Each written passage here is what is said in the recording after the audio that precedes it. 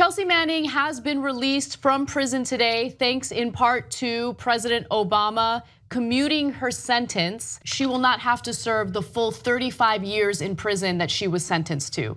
Now, Chelsea Manning was released from a military prison Wednesday after 7 years behind bars. She would have remained behind bars until 2045 after serving a 35-year sentence.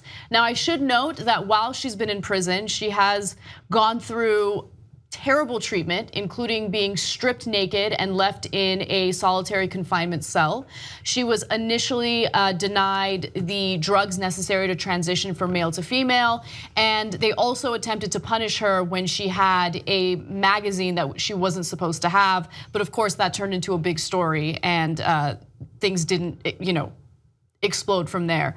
Now, she did release a statement prior to being released. She said 2 more days until the freedom of civilian life, now hunting for private health care like millions of Americans. She also wrote, for the first time, I can see a future for myself as Chelsea. I can imagine surviving and living as the person who I am and can finally be in the outside world. So I think Chelsea Manning is absolutely positively an American hero. And so back in 2010, as Bradley Manning, she got these 700,000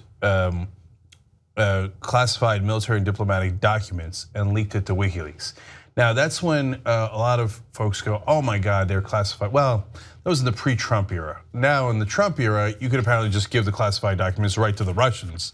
And it's not that big a deal. You could expose our sources or our ally sources to getting killed, etc. Now the right wing is defending that. But back in the day, they were really against it. Right. But understand what we found out in those documents. We found out that internally the American government knew that the civilian death toll was way larger than they were admitting in public.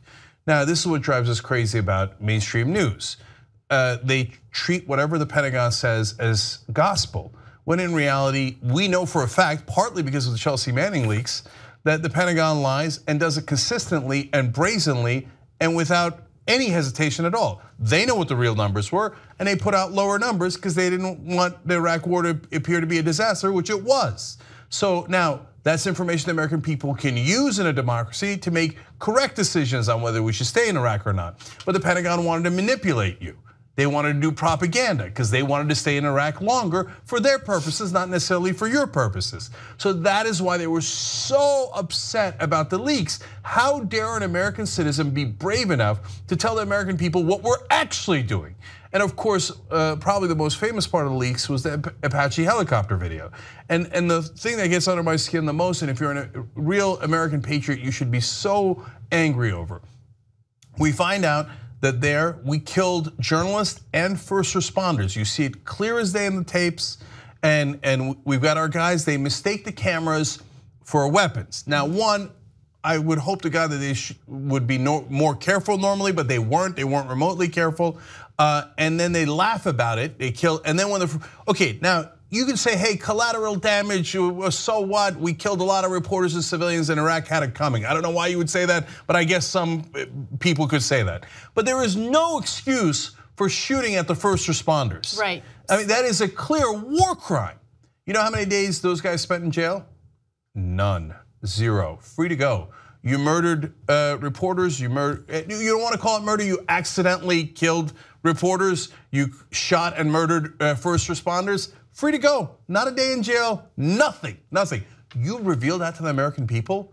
How dare you share with them the truth? You're going to prison. She would have been in prison till 2045, as Anna just told you, 2045.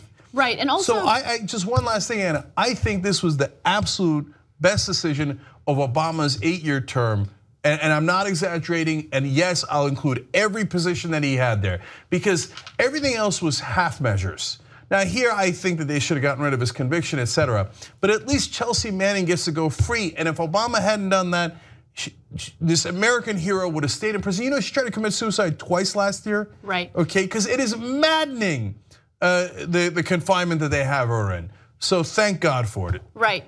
Look, I don't mean to rain on the Obama parade, but I want to be fair as well. Keep in mind that Chelsea Manning was arrested in July of 2010. So at that point, President Obama was already in office. It happened under his watch, and Chelsea Manning continued to be, imprisoned right up until the end of his second term. So, and it was a half measure. The conviction is on her record. Her life will never be the same. She's unlikely to find a decent paying job. Who knows, maybe because of such a high profile case, maybe she'll find work doing something a little unconventional, maybe working in the media. I don't know. I have no idea what she's gonna do. But remember, the arrest happened under Obama's watch. She was imprisoned for a long time. She was treated very poorly for a long time. And yes, I'm happy that Obama did commute the sentence, but still half measure. Yeah, no, I understand. Look, now you're opening up a can of worms. If should Obama have put Chelsea Manning in prison in the first place? Of course not. Daniel Ellsberg never went to the prison after releasing the Pentagon Papers. You know why? Because the Pentagon Papers helped America to see the truth about what our government was doing and make better decisions in a democracy. Those are not leakers, they're whistleblowers. And Ellsberg is rightly considered an American hero, and Manning is just as much of an American hero. Yes, it was cowardice to ever put her in prison in the first place and to keep her in prison for all that time, let alone what authorities called basically torture in the way that she was kept in solitary confinement over and over and over again, right? Now, having said that, we've gotten used to the barbarism of our government. So when they let up for just a second, I feel such enormous relief. Corporate media is awesome. Wrong. Independent media is the way to go. Believe me, believe me. Support independent media right now. Become a Young Turks member. TYTnetwork.com/join.